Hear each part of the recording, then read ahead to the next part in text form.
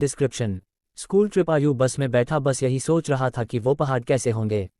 आयोजन 15 साल का था, पिछले 3 साल से चंडीगढ़ में ही रह रहा था, फिर भी वह कभी हिमाचल की हसीन वादियों में नहीं गया था, पर उसका सपना इस स्कूल ट्रिप में पूरा होने वाला था। ढेर सारे लंच बॉक्स से खाना खाते हुए और अंताक्षरी खेलते हुए पूरा दिन बीत गया था। वो शिमला पहुंचने ही वाले थे कि पता नहीं कैसे उनकी बस जो कुछ मिनट पहले एकदम भी चल रही थी, इसमें से भून रात बहुत कुछ की थी।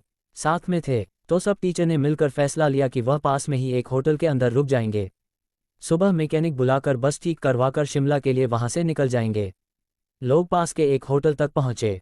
होटल दोनों तरफ से बड़ी बड़ी पेड़ और पहाड़ों से घिरा हुआ था।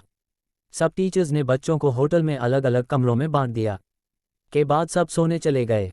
आयु को अपने 2 दोस्तों के साथ कमरा मिला था और भी बहुत खुश था, क्योंकि उर्दू ने उसकी काफ़ी अच्छी रही थे। आयु, अमन और रोहन जब कमरे में गए, कमरे की खिड़की से उन्हें जंगल के बीचों बीच ही दिखाई दी। उन सभी को याद था कि कैसे पिछली स्कूल ट्रिप पर रात में 2 बच्चे ऐसे ही झील पर निकले थे और वो स्कूल के सबसे पॉपुलर बच्चे बन गए।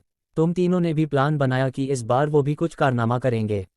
उन्होंने सोचा कि वह होटल से छुटकी से निकल जाएंगे और उस पर जाकर फोटो खींचकर वापस आ जाएंगे। जैसे ही पोर्टल का गार्ड हो गया, वो तीनों निकल गए। झील दिखने में तो पोर्टल से ज़्यादा दूर नहीं लग रही थी। प्रोटीनों करीब आधा घंटा झील की तरफ चले जा रहे थे और जंगल का रास्ता था कि खत्म ही नहीं हो रहा था। बहुत ज़्यादा बढ़ चुकी थी और उस सुनसान जंगल में उन तीनों की ठंड के मारे हालत ख़राब हो रही थी। उन्होंने अपना फ़ोन चेक किया तो उसमें सिग्नल नहीं था। तब उन्हें लगा कि उन्हें झील का प्लान कैंसिल करके वापस होटल चले जाना चाहिए। अपने फ़ोन की फ्लैश लाइट के सहारे वापस होटल का रास्ता ढूंढने लगे। रास्ता ढूंढते ढूंढते अमन और आयु रोहन की थोड़ा आगे चल रहे थे।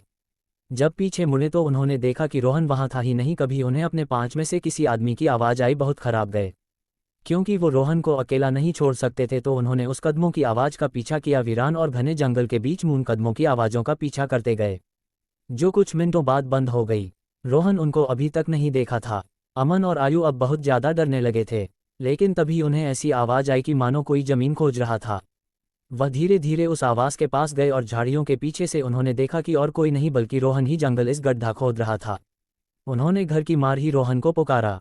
रोहन उनकी तरफ मुड़ा और उन्हें गुस्से से भरी आंखों से देखने लगा। उसकी आंखें एकदम काली पड़ चुकी थी, जैसे किसी ने उसके अंदर से आंखें ही निकाल ली है। अमन रोहन के पास गया और उसने रोहन के कंधे पर हाथ रखकर उससे पूछा कि उसे क्या हुआ है, लेकिन रोहन के कंधे पर हाथ रखते ही रोहन अमन के ऊपर चिल्ला उठा। से बहुत तेज धक्का दिया। अमन काफ़ी दूर जाकर गिरा।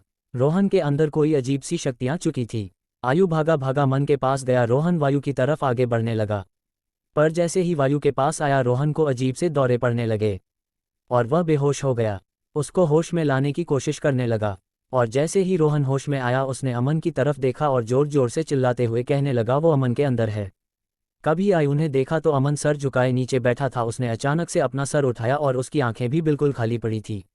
इससे पहले आयु और रोहन कुछ कर पाते, अमन जो कुछ देर पहले तक चोटिल था, उठकर जंगल के अंदर झांकने लगा। रोहन और आयु ने उसका पीछा किया और फ़ोन की फ्लैश लाइट में देखा कि हमारे अंदर की तरफ रहा था।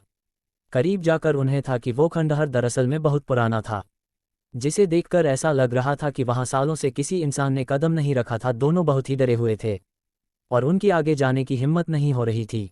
पर्यावरण को बचाने के लिए आयु और रोहन उस खंड में घुस गए।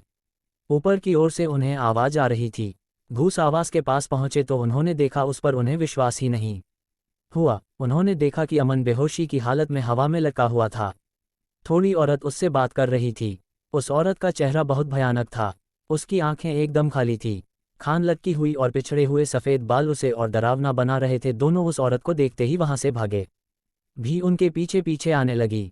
रोहन जल्दी से सीढ़ियों से नीचे उतरे। पुरुष खंड के घर के दरवाजे तक पहुंची हुई जब मुड़कर एक बार पीछे देखा तो वो बुरी औरत किसी कीड़े की तरह ऋण की सीढ़ियों से उतर रही थी और उनके पास किया आ रही थी।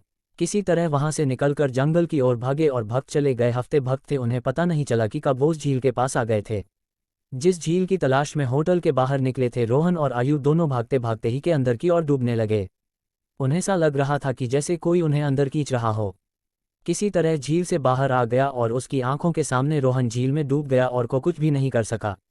आयु ही सब देखकर इतना घबरा गया कि उसे चक्कर आने लगे और वो वहीं बेहोश होकर गिर पड़ा। आयोग की जब सुबह आंख खुली तो वो उसी होटल के कमरे में था। उठाकर भाग गया। बाहर पुलिस की बहुत सी टीम थी और जमीन पर सफ़ेद चादर में लिपटी हुई रोहन और अमन की लाश पड़ी थी। पुलिस भी तो उसे मॉडल घोषित कर दिया था, पर आसपास के रहने वालों ने बताया कि कई साल पहले उस जंगल में भूरी की थी। वहाँ उसका घर था, सभी से अलग फॉर चेंज रहती थी। पर एक रोज उसके घर को कब्जाने के लिए पास के गांव के कुछ लोगों ने उसके साथ बदसलूकी की और उसे मारकर उस झील में फेंक दिया। तब से कोई भी इंसान रात में जंगल की ओर या उस झील के पास नहीं जाता। कहते हैं कि उस बूढ़ी औरत की आत्मा अभी भी वहां अपने बदले लिए भटकती है। काश ये बात इन तीनों दोस्तों को पता होती तो शायद आज आयु के साथ साथ रोहन और अमन भी जिंदा होते।